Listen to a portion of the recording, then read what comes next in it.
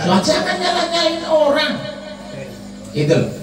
Ada yang pakai jubah monggo, ada yang pakai sal monggo, ada yang pakai sarung monggo, yang penting pakai celana. Gini apa gini? Halo Bu, Ibu, kebagian jajan enggak?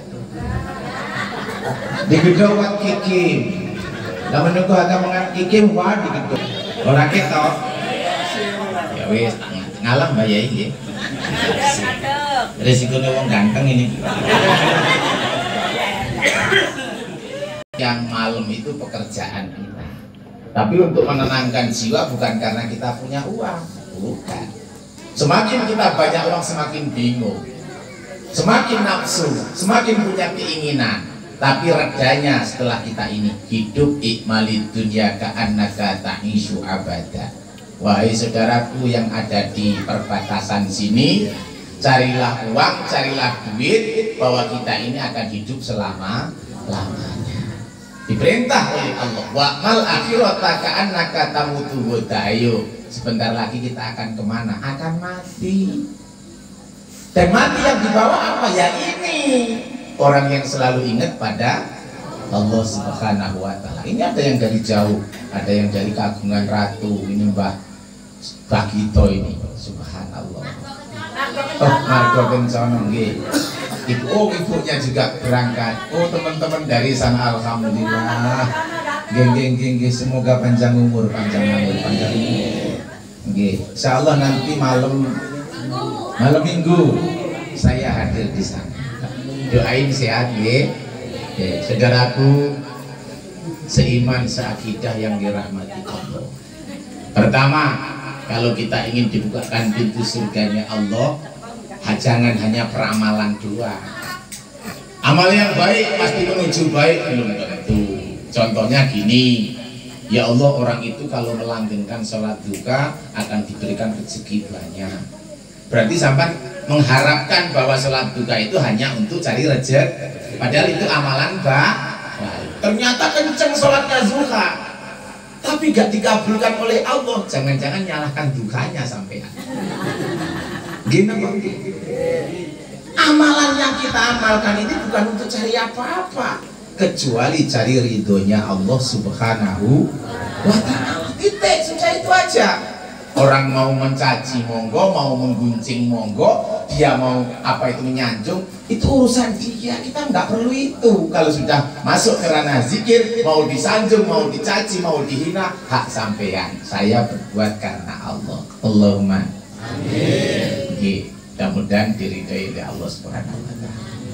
Salah satu yang untuk kita bekal nanti apa Pak Kiai? Idamata ibnu adama inqata'a amaluhu ila salasah. Ketika kita nanti oleh Allah sudah diambil, dicabut nyawa kita, putuslah dengan dunia ini. Hanya 3 perkara yang kita tinggalkan, yang sampai nanti menuju akhirat. Apa salah satunya? Waladun solihun yadmulahuma.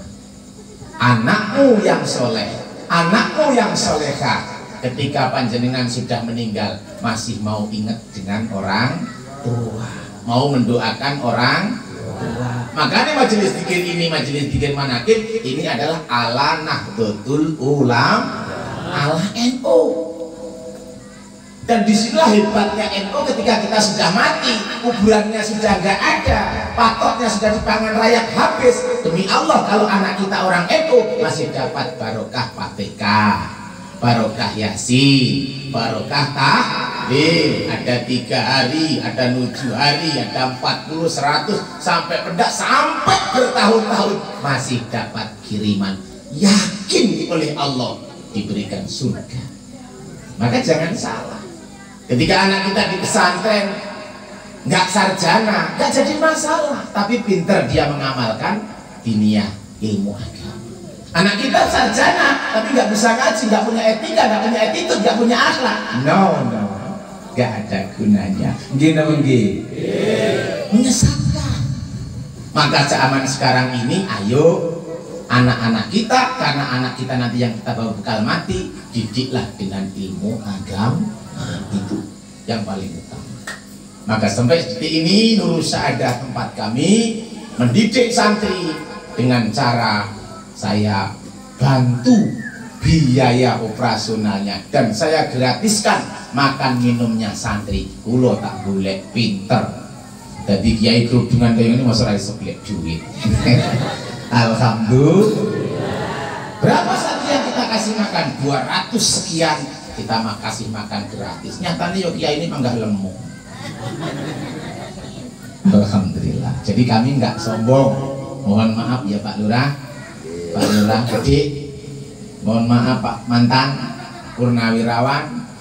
Jadi ini salah satu kita ketika mau menuju Tuhan, bidzikrillahi tatmainnul qulub. Tenangkan hati kita.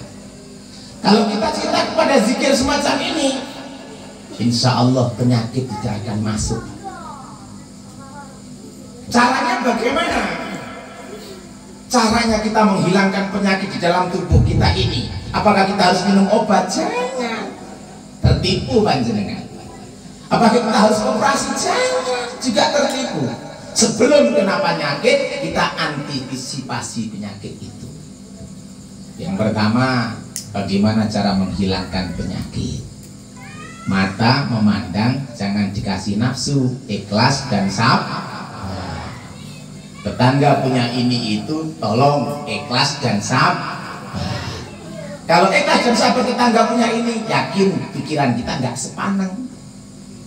Nah, dengan pikiran sepaneng karena tetangga punya mata melihat, akhirnya pikiran mulai kotor, nyut, datanglah penyakit alias darah tinggi. Lah bahaya.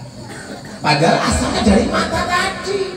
Persaingan hidup mulai dengan tetangga malah nggak akur, tadinya baik-baik karena apa? Merasa tertinggal persaingannya. Nah, mulai ini nyut. Akhirnya dengan tetangga biasanya cerewet ngobrol-ngobrol, jadi nggak ngobrol gara-gara persaingan punya penyakit itu.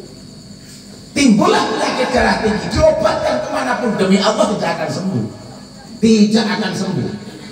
Ujung-ujungnya apa? Speaker yang bunyi innalillahi. Loh ya itu jatuh. Ujung-ujungnya itu pasti innalillahi wa inna ilaihi rajiun. Telah meninggal dunia Bu RT. Umpamanya loh ini umpamanya. Gara-gara tadi pikirannya diisi sampah karena penyakit lewat mata, penyakit lewat telinga.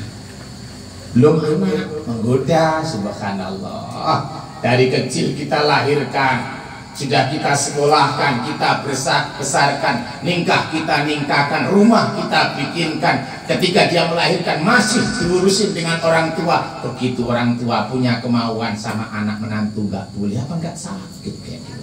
Wong itu kok, wong itu kok, kudungnya apa? Ayo, yang ikhlas tuh.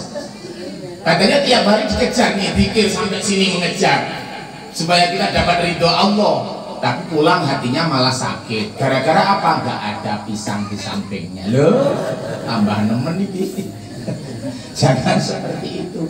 Wallahu la yughayyiru ma biqaumin hatta yughayyiru ma bi anfusihim. Jadi Allah itu tidak merubah suatu kaum kecuali kaum itu merubahnya sendiri. Subhanallah. Sallallahu alaihi Muhammad. Bapak Ibu, ya kita dengarkan bersama-sama supaya sampai nggak ngantuk mendengarkan saya ngoceh terus. Bagaimana kalau kita mendengarkan